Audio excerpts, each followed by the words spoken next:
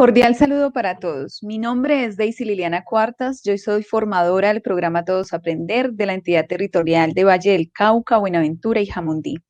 El día de hoy quiero presentarles el trabajo que hemos hecho como ciclo de apertura del equipo de lenguaje, los formadores Mary Morales, Hermes Sarmiento, con el coordinador John Freddy González. Nosotros como equipo nos hemos pensado esta propuesta y una CDA, una comunidad de aprendizaje, para trabajar en este ciclo de apertura. Hemos denominado la propuesta por una pedagogía dialógica para la comprensión y el pensamiento crítico. Entonces, este espacio que tendremos servirá para poder nosotros encontrarnos en este nuevo año, para darle una bienvenida a estas nuevas oportunidades que tenemos como comunidad educativa. Quiero empezar entonces esta presentación y un poco el diálogo que vamos a tener y un poco las incitaciones a la reflexión que vamos a invitarlos a realizar con una frase de Paulo Freire. Y en esa frase nos convoca a todos nosotros como comunidad educativa, como formadores, como docentes tutores, a pensarnos como un educador democrático. Y efectivamente él nos menciona que un educador democrático no puede negarse en el deber de reforzar en su práctica docente el pensamiento crítico del educando, su curiosidad, su insumisión. A propósito de esto, entonces nosotros nos hemos pensado como objetivo general proponer una reflexión sobre las habilidades para la comprensión y el pensamiento crítico con el fin de ser incorporadas en el área del lenguaje de acuerdo con las mejoras curriculares propuestas en el PMI. Desde esta perspectiva nos hemos fijado 4 objetivos específicos. Cada uno de estos 4 objetivos específicos va a intentar dar respuesta a ese objetivo general que nos hemos trazado como el área de lenguaje para el programa. En este caso está la presentación de un esquema de comprensión que puede ayudar a todos los maestros en el ejercicio de ese diagnóstico que tendremos en este inicio de año. Lo segundo que vamos a hacer es elaborar una pequeña conceptualización y una revisión sobre ese pensamiento crítico en educación. El tercero, reflexionar sobre el papel de la educación a la luz de un texto muy hermoso que se denomina Pedagogía del Caracol, de Gianfranco Savaioni. Y por último, el último objetivo sería fortalecer los diagnósticos de la prueba de evaluar para avanzar, cosa que desde esta perspectiva y esta comunidad de aprendizaje que tengamos, pues entonces nos ayude para cada uno de estos aspectos. ¿Cómo vamos a trazar esa ruta que tendríamos en este año? Los desempeños que esperamos con todo este espacio es pensarnos que los y las maestras y los tutores y las tutoras estarán en la capacidad de conceptualizar sobre los principios básicos de 2 corrientes de pensamiento crítico y su relación con las habilidades del pensamiento crítico y los modelos de comprensión.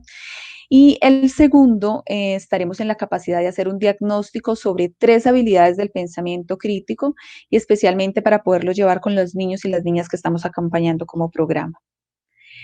Nuestro espacio tiene la estructuración que hemos tenido como programa desde estos 5 momentos, un primer momento de exploración, un segundo de estructura y práctica y transferencia, valoración y cierre. Como ustedes saben, cada uno de ellos tiene unos propósitos, cada uno tiene una intención pedagógica y por eso la invitación es que cada uno de ustedes, desde el ejercicio que va a hacer, con los materiales que les ofrezcamos, pues puedan permitirse en leerlos para que se puedan enriquecer cada vez más cada uno de estos puntos. Entonces, como primer momento, en el ejercicio de exploración, nosotros como equipo nos pensamos desde esta conversación, intertextualidad con la obra de el italiano Gianfranco Savaioni. Con este italiano que nos muestra la pedagogía del caracol, que es este hermoso texto que tengo aquí a mi lado, y que nos propone por una escuela lenta y no violenta, nos invita a abrazarnos con las palabras, pero a abrazarnos sin tocarnos. Recuerden que estamos en aislamiento preventivo y que este año nos invita a hacer un poquito el ejercicio de alternancia con nuestras comunidades de aprendizaje, pero también con nuestros niños y nuestras niñas. Y hay una cosa importante, es que debemos recoger lo que hemos aprendido, lo que aprendimos el año pasado, y por eso es momento de fortalecer la confianza, y qué mejor que hacerlo que con las palabras, esas palabras soñadoras, esas palabras que encantan, esas palabras llenas de colores, pero además esas palabras llenas de esperanza. Entonces, como este es un reencuentro, queremos invitarlos a que hagamos el ejercicio desde esta concepción. Primero, que en lo posible lean el texto, especialmente el capítulo 13, que invita a una concepción sobre esa pedagogía. Y dos, que ojalá puedan permearse como comunidades de aprendizaje por todas estas palabras que nos invita este autor italiano. Entonces, abrazarte con las palabras, abrazarte sin tocarte, nos hace una alegoría sobre las manos. Somos los seres que permitimos construir con las manos, pero así como también podemos construir, podemos destruir. Y queremos que esta escuela abrace el construir y poder crear posibilidades para nuestros niños y nuestras niñas. Y un poco la crítica que nos hace este autor a nosotros en este acelere, en este mundo en el que vivimos, es tomarnos una pausa. Y por eso es que queremos que con esta comunidad de aprendizaje generemos esa pausa, tomemos un respiro, pero ante todo que nos pensemos cómo nos ha ido y que nos permita como un diagnóstico para acercarnos a esas realidades, para mirar cómo desde esas lecturas que hacemos de nuestros contextos podemos enriquecer cada una de las posibilidades que tengamos con los niños y las niñas. Así, desde esta pedagogía del caracol, el autor nos propone en el capítulo 13 unas formas de manos. Y estas formas de manos, cómo cada una de ellas cumple un rol en educación y especialmente cómo cada una de ellas nos están permeando constantemente. Nosotros queremos que para esta comunidad de aprendizaje, los grupos y los subgrupos que vamos a crear tengan los nombres de estas manos. Hagamos esa nominación para pensarnos un poco esa alegoría que nos propone el autor, pero también para mirar cómo la escuela es capaz de construir a partir de estas manos. Entonces está la mano que juega, la mano que trabaja, la mano que descubre, la mano que crea, la mano que comunica. Estas manos entonces nos invitan a qué. Entonces la mano que crea son todas esas manos de los maestros, de las maestras, de los tutores, de las tutoras, de los niños, de las niñas, de esas manos que crean, pintan, esculpen, imitan, escriben, especialmente esas manos que empezamos a hacer, esas manos que podemos hacer, y pero además que podemos crear, esas manos que se vuelven escritoras, la mano que descubre, todos esos ojos de esos maestros, todos esos ojos de esos formadores, todos esos ojos de esas personas que ayudan a indagar sobre el medio. Y son las manos que descubren, que mueven, que enumeran, que desplazan, que mezclan, que clasifican, que agrupan.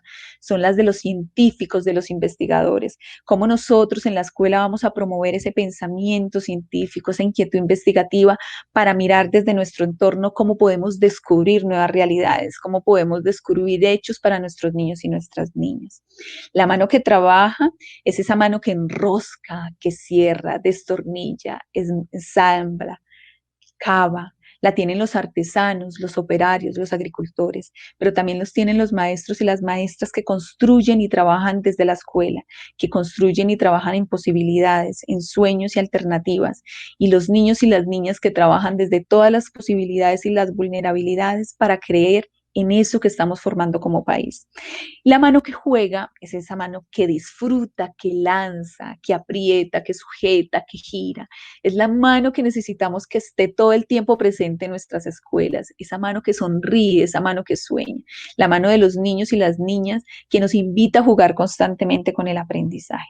Desde esta perspectiva, Sabaglioni lo que hace es decirnos, vamos a tomarnos el respiro, vamos a mirar en esta perspectiva de esa pedagogía del caracol, no ver los ritmos de aprendizaje como cosas especiales, sino al contrario, que nos podamos detener a contemplar, a tener los ritmos naturales que nos presenta la vida y ante todo podernos disfrutar el estar aquí presentes y con las personas que estamos disfrutando. Por eso, la idea es que nos organicemos en pequeños subgrupos. Si estamos en toda la parte de metodología mediada por las TIC, que nos podamos organizar por grupos de WhatsApp, pequeños grupos de WhatsApp, o por estrategias a nivel de Google Docs o por todos los documentos compartidos o por cualquier herramienta de las que ustedes utilicen que les haya servido para que nos podamos agrupar, pero especialmente para que podamos conversar con el otro. Y en el caso de estar presenciales y que nos podamos estar allí frente al otro, poder tener todos los cuidados con nosotros mismos y con las otras personas, pero que nos podamos abrazar con las palabras, pero sin tocarnos. Es una de las principales perspectivas que busca este espacio, podernos abrazar sin tocarnos. En esta parte, entonces, queremos invitarlos a que en la organización que tenemos por los subgrupos y la nominación de cada una de las manos, nos organicemos para poder contestar y hacer cada una de estas actividades, y especialmente para podernos encontrar con esas palabras.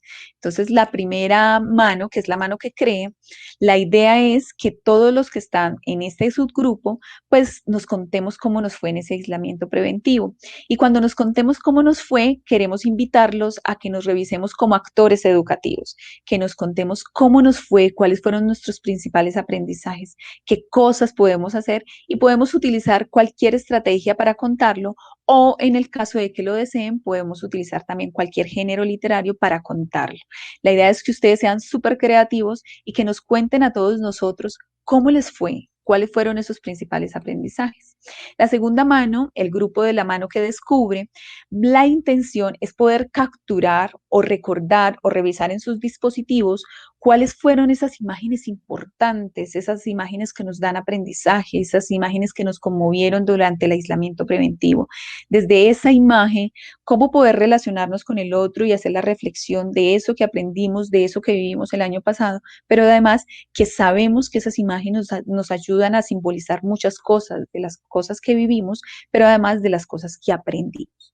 La tercera mano, que es la mano que trabaja, queremos invitarlos a que elaboren un tejido con cualquier tipo de elementos, y puede ser con una lana, con un papel, cualquier tipo de cosas que ustedes puedan mostrarnos y elaborar un tejido entre todos y cada uno desde sus lugares y desde sus casas, pero si están presentes, cómo podemos hacerlo y especialmente para mostrarnos qué camino fue el que recorrimos, desde qué formas. Y ustedes saben que todo esto relacionado con los tejidos tiene que ver con toda la tradición amerindia de cómo nos construimos y cómo nos tejemos el uno con el otro para construir mundos y cosmovisiones.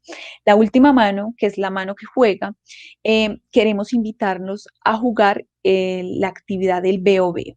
Y aquí queremos traer a Sabaglioni cuando él dice, hay que ser más conscientes de lo que nos rodea, invitarnos a disfrutar de lo simple, a disfrutar de esas cosas que hemos tenido en este momento y que estamos presentes en otros espacios, pero además que podamos hacer el juego del adivinar qué es lo que ven a partir de descripciones y que nos puedan contar a los demás cómo nos fue. La intención es que en esta actividad nos demoremos 15 minutos y que podamos hacer en esos subgrupos este ejercicio de interacción para abrazarnos con las palabras y que a partir de eso entonces podamos hacer una conclusión. ¿Cómo nos fue a partir de esto? ¿Cómo nos fue a partir de contarnos y recordar eso que vivimos el año pasado? Desde esta perspectiva, nosotros los queremos invitar a que miremos cada una de estas manos, cómo se tejen en nuestra realidad escolar. Y quiero contarles aquí un poco la realidad del contexto vallecaucano, que es el lugar y el territorio donde habito. Y un poco este contexto, cuando traigo a Sabaglioni y hago un ejercicio de intertextualidad, me pienso en esa mano que comunica con los niños y las niñas que en este tiempo estuvieron en el aislamiento y que de una u otra forma no tuvieron la posibilidad de comunicar, cómo esos niños y esas niñas de pronto no tuvieron todas las estrategias y las herramientas adecuadas para poder ayudarlos a comunicar y que solo los maestros con las estrategias, con las guías, con los tutores y con las ayudas que ustedes hicieron pudieron ayudarlos a que de pronto pudieran tener enunciados. Pero queremos pensar en este momento y en las posibilidades que ofrecen los contextos, cómo podemos hacer para que la escuela revierta esa imagen que tenemos nosotros acá, esa mano que de pronto nos está permitiendo comunicar. La mano que crea.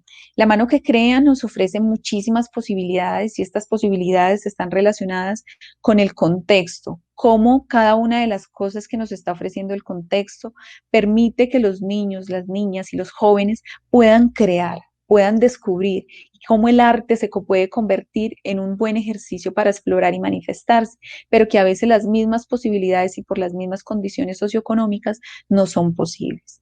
La tercera mano, que es la mano que descubre desde ese ojo investigativo, desde ese ojo académico y epistemológico, a veces no está tan presente para nosotros. Y aquí es donde el programa ha ayudado a poder cerrar esa brecha de inequidad.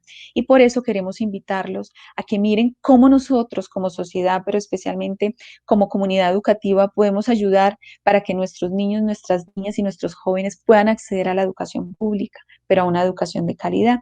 Y que eso es lo que hemos tenido como programa. Entonces, es importante pensarnos cómo todas estas comunidades pueden hacer ese ejercicio y puedan acceder a ello. La mano que trabaja. Nuestros contextos se están pensando en este momento en muchísimas posibilidades de que los estudiantes al finalizar los años escolares y especialmente cuando se gradúan, ¿qué deben de hacer?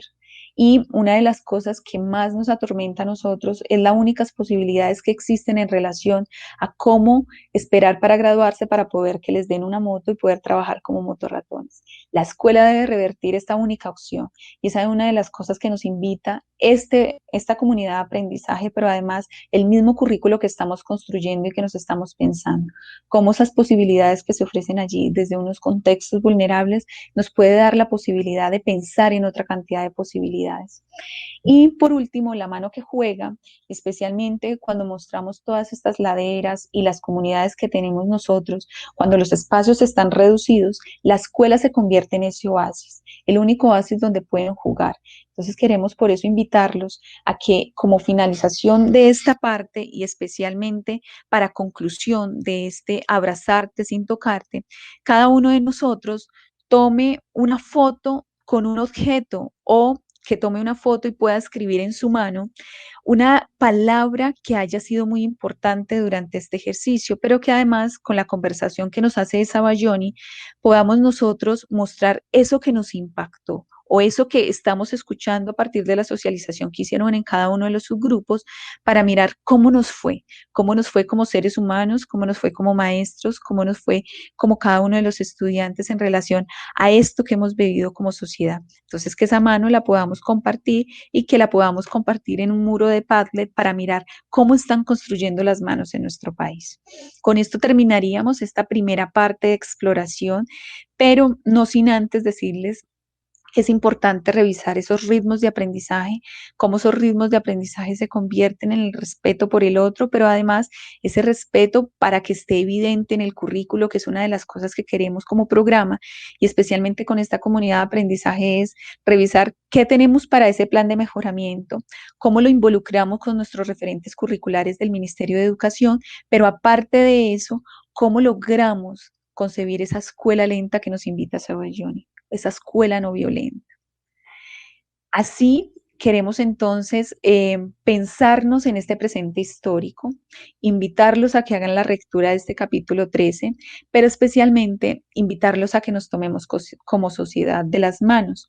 Y aquí este Padlet que podamos construir entre todos, que sabemos que vamos a hacer el ejercicio de poderlo visibilizar en las páginas del ministerio y en todas las redes sociales, podamos mostrarnos cómo nos estamos tomando de las manos en nuestra sociedad, cómo podemos ayudar a combatir y a llevar unas diferencias y poder caminar entre todos juntos. Entonces la invitación aquí es caminar hacia un proyecto nacional, hacia una sociedad más justa que nos reivindique como dignidades de aquellos que han sido desdeñados por la violencia, el miedo y la marginación, pero especialmente cómo como comunidad educativa podemos construir estas palabras y cómo podemos unirnos con nuestras manos para poder crear un sueño de país y en un sueño de país educado. En esta segunda parte queremos hacer una revisión epistemológica sobre algunos autores que están referenciados en los documentos que nosotros les pasamos y especialmente quiero iniciar este apartado con una frase y que creo que es la macroestructura que la compañera Mary Morales hace sobre el texto. Nosotros hicimos un anexo para colocar un poco esta reflexión que hemos pensado en este ejercicio. Lo hemos colocado como anexo 1 del protocolo para que ustedes lo revisen y están un poco todas estas reflexiones, estas indagaciones sobre algunos autores y por eso quiero iniciar esta parte y este apartado aquí con abriendo comillas con lo que plantea mi compañera. Entonces, la promesa de la democracia se escribe desde el aula. Y este es un poco lo que nos hace la apertura de este anexo.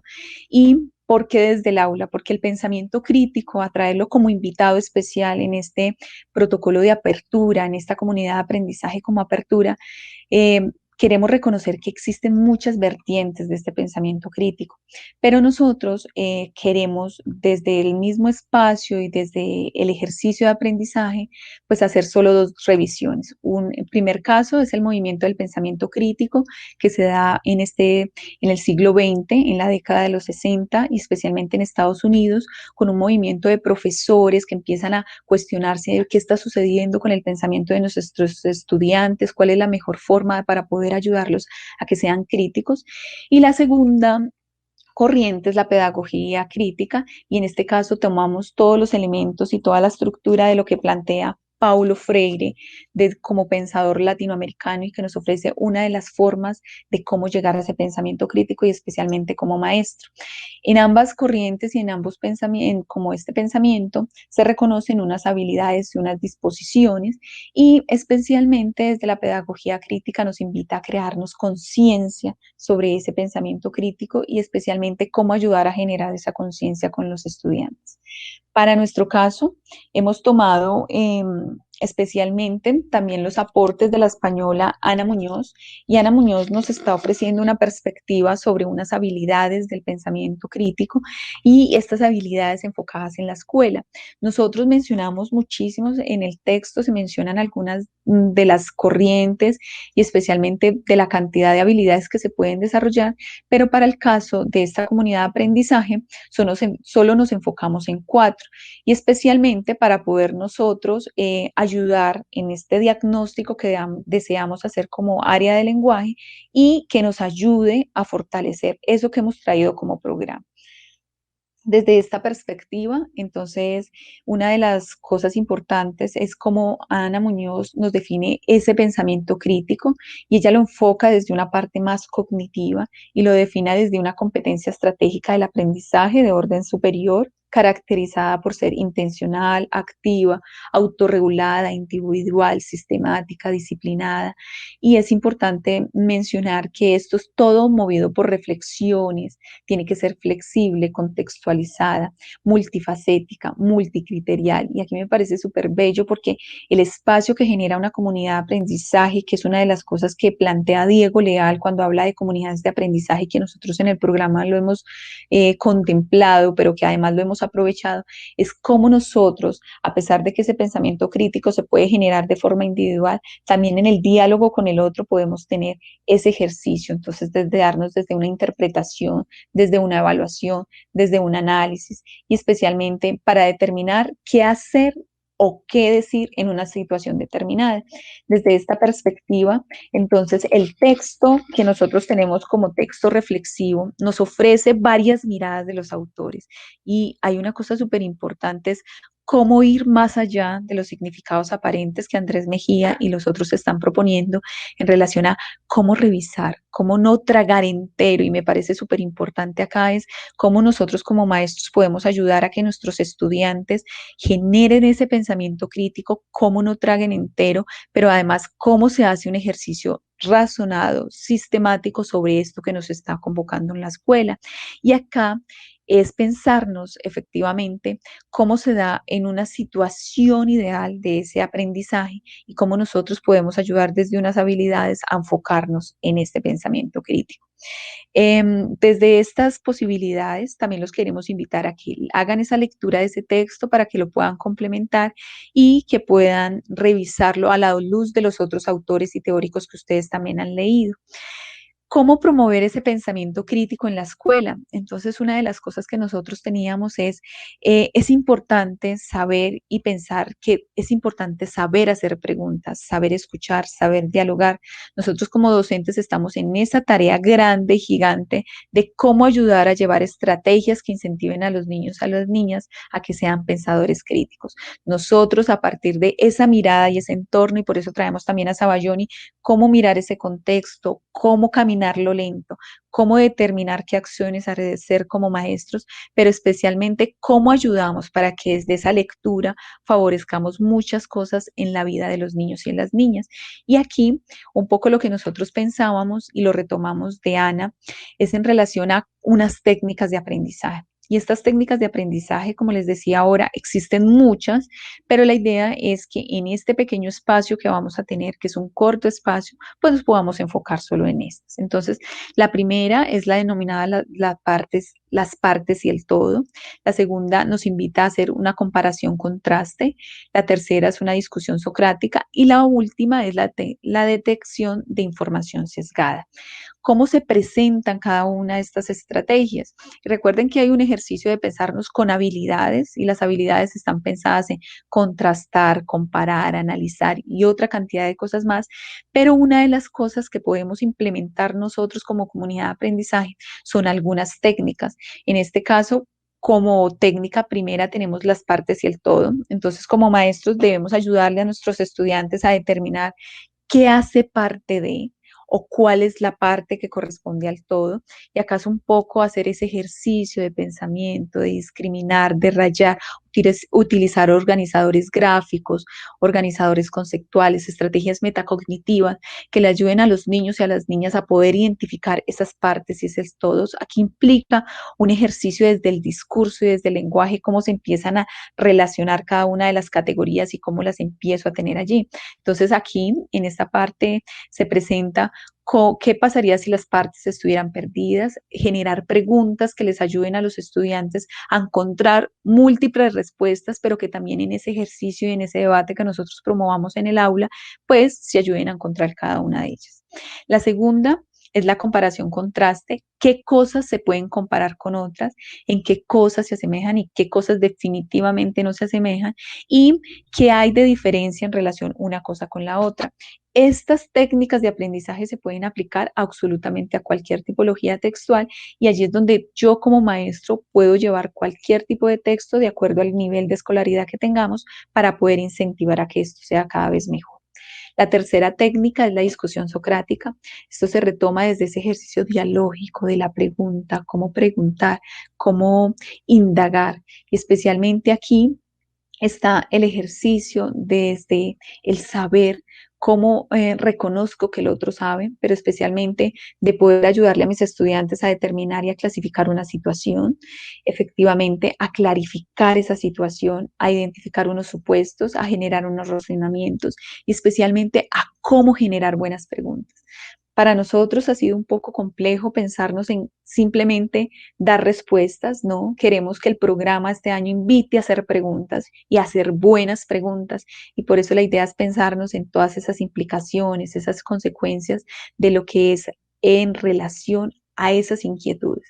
Y esta discusión socrática, pues efectivamente está relacionada con todo ese componente filosófico de todo lo que nos incluye como seres humanos, de reconocer en ese otro la posibilidad del diálogo y de encontrarse con la inquietud. ¿Sí? El último, esta detección de información sesgada, una cosa importante es cómo revisar esas palabras que están, por ejemplo, cargadas en un enunciado, están cargadas de emociones, pero además que están sobregeneralizadas, cómo el maestro le ayuda con preguntas o cómo los mismos estudiantes desde esos mismos círculos de aprendizaje se generan relaciones de inquietudes para pensarnos si esa información es adecuada o no. Y en esto entonces, con estas cuatro técnicas, queremos invitar a los maestros a revisar esos tipos de textos que estamos trabajando. Es un año importante porque este año nos vamos a pensar la educación diferente. El año pasado aprendimos muchísimas cosas. Sé que este año estamos retomando, pero hay que dar prioridades. Todos los diagnósticos que se nos han dado en relación a cómo terminaron nuestros estudiantes el año, evaluar para avanzar qué nos están diciendo y que a partir de estas cuatro técnicas podamos nosotros mirar desde esos diagnósticos cómo propender para poder que se mejoren esos aprendizajes. Desde esta perspectiva, entonces queremos invitarlos a la práctica. ¿Cómo vamos a hacer la práctica? La práctica la vamos a hacer desde un modelo de comprensión. Para nosotros es importante mostrarles muchos caminos y el programa ha sido súper versátil en eso. Cada que nosotros en el área de lenguaje nos pensábamos un protocolo y cómo cada vez les íbamos llevando a ustedes estrategias y herramientas, nos pensábamos en unos ejercicios y especialmente en unos modelos de comprensión. Para este caso y para esta comunidad de aprendizaje, quisimos tener como invitados este texto que habla sobre la didáctica de la comprensión y producción de textos académicos, que es del profesor Miguel Ángel Caro y otros, que nos habla sobre algunos modelos de comprensión. Y nosotros solo hemos tomado un modelo de comprensión y este modelo de comprensión es el modelo constructivo integrativo. Y este modelo constructivo integrativo, que lo planteaban Dick y Keynes, hacen un ejercicio de retomar todo lo que nuestros lineamientos curriculares mencionan. Es decir, desde toda esa posibilidad de leer el mundo, de cómo yo me acerco a ese universo textual, pero además cómo utilizo unas habilidades. Entonces, en esta parte, que es la parte de práctica, queremos que este esquema, que es uno, lo hicimos como adaptación de la teoría que nos ofrece el profesor Miguel Ángel Caro, pero además de lo que hemos ofrecido como programa y de lo que nos plantean los lineamientos curriculares, lo que hicimos fue condensar para que estas preguntas se las podamos hacer a cualquier tipología textual y por eso lo vamos a hacer en esta práctica desde esta forma. Entonces, primero reconocer que desde modelo constructivo integrativo existe un texto base, es decir, existe un modelo situacional para poder reconocer ese texto base. Lo segundo es que existe una situación comunicativa que rodea al estudiante, es decir, que hay un modelo situacional de ese estudiante y que me permite a mí reconocer que hay que reconocer unas cosas y unas características de ese estudiante sobre esa comprensión de ese mundo. Entonces, ese texto base me ofrece a mí una superestructura, es decir, una tipología textual, que si es un cuento, una novela, una noticia, qué tipo de texto es, si es un texto argumentativo, descriptivo, informativo, y una macroestructura que me permite dar cuenta de todo ese enunciado desde mis presaberes y desde la interpretación que yo realizo, que me está comunicando ese texto, que me está dando ese texto de forma general. Y unas microestructuras son las pequeñas partes que me ofrece el discurso para reconocer ese enunciado general. Ese es el texto base.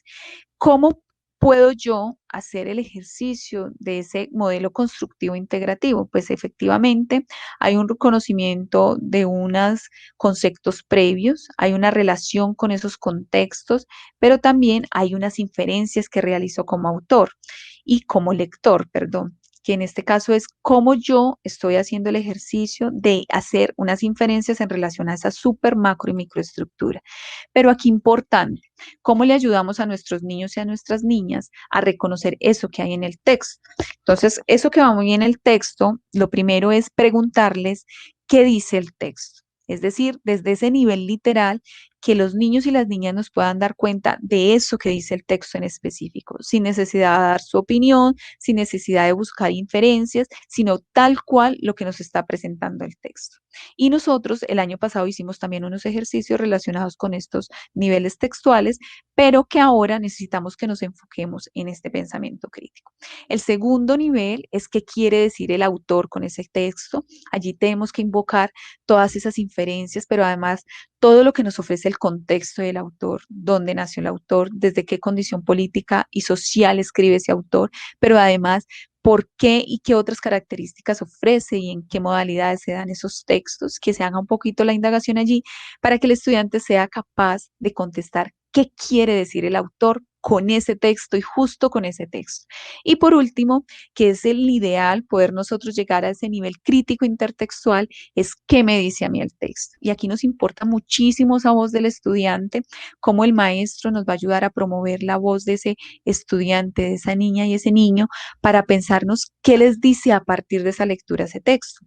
Desde este modelo de comprensión que les proponemos es podernos, primero, reconocer unas estructuras discursivas que todos las manejamos y no tenemos necesidad de utilizar estas nominaciones, pero que sí se reconozca la tipología textual, las generalidades y las especificidades que tiene el texto.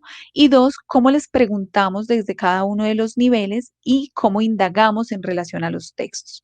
Por eso, en esta parte que queremos que nuevamente nos reunamos por el tipo de manos que nos invita Sabayoni, nos acerquemos a diferentes textos. Para ese caso, entonces vamos a trabajar cada una de las manos tendría asignado un texto. Entonces, la primera mano estaría pensada en este texto narrativo de Yo voy conmigo, que es un texto que se puede hacer un muy buen ejercicio desde una perspectiva de género, de un acercamiento hacia el otro, de podernos identificar aquí en un poco de competencias y relacionadas allí. El segundo texto que nos presenta para que lo podamos trabajar es la canción de En la cama, es un reggaetón de Nicky Jam, y entonces la idea es poder hacer el ejercicio de esa letra de esta canción a la luz de ese pensamiento crítico, entonces que el subgrupo haga el ejercicio y le podamos aplicar este esquema para poder hacer ese pensamiento crítico y traerlo a la escuela. En este caso lo vamos a trabajar como tutores y como maestros, estos textos son para nosotros.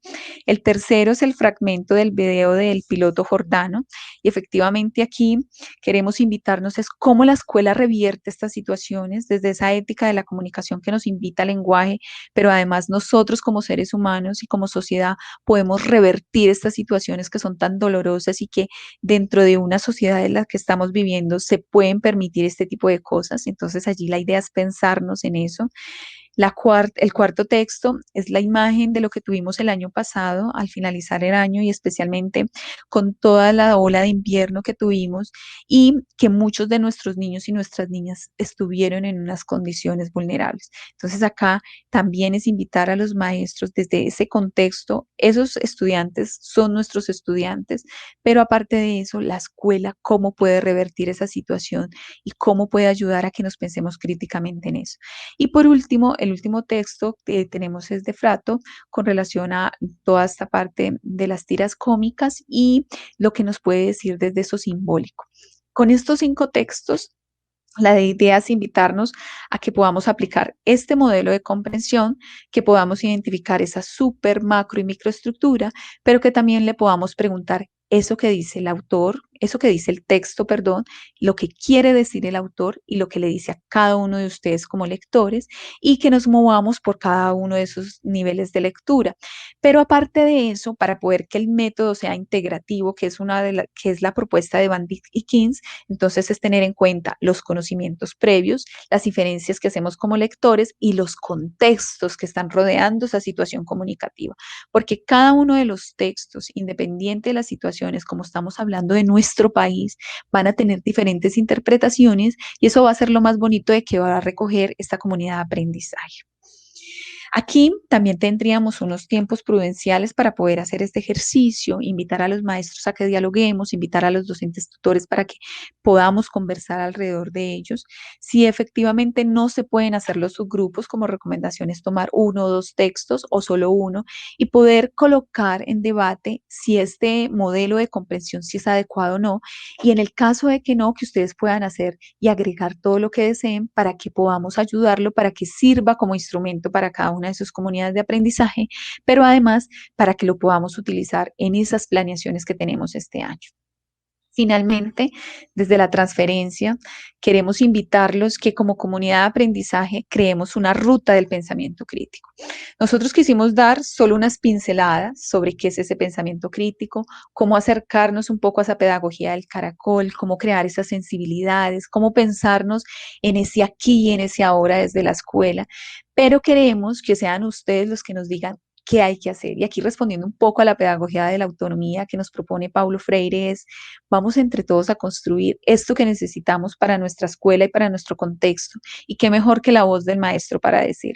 Por eso los invitamos a que nos pensemos en cada uno de los periodos escolares, ustedes qué van a realizar para promover ese pensamiento crítico al interior del área del lenguaje y en lo posible a cómo poderlo articular a las otras áreas del conocimiento, que es una de las cosas que hemos querido, como desde multigrado se pueden articular muchísimas acciones para generar el pensamiento crítico, como desde matemáticas también lo podemos hacer, pero aquí importante, ¿cómo recogen ustedes ese plan de mejoramiento institucional que ya dijeron que tenían unas dificultades y unas oportunidades de mejoras, pero aparte de eso, ese diagnóstico que tienen de evaluar para avanzar, qué nos está ofreciendo, qué nos ofrece el contexto? Y acá es pensarnos un poco lo que Ana Muñoz nos dice, ¿Qué debe tener un profesor desde el pensamiento crítico? Revisar ese contexto, determinar, juzgar, evaluar. Y acá es donde los invitamos a cada uno de ustedes a que piensen muy críticamente eso que necesitamos y en las acciones que lo necesitamos para que como programa los lleguemos a apoyar en esas decisiones que ustedes toman. Entonces acá es importante que se piensen, revisen